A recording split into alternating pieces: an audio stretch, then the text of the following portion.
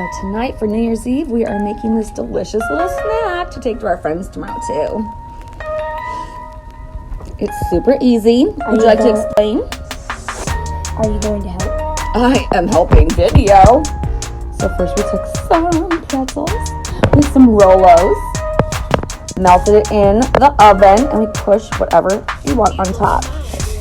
Pecans, roasted almonds. Yes. And then my daughter's decorating them with beautiful little candies. How gorgeous is that? I got for Christmas a beautiful, wonderful doll. And what's her name? Her name is Bubblegum. Bubblegum.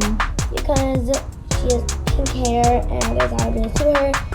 Happy New Year's, everyone. You blow my mind.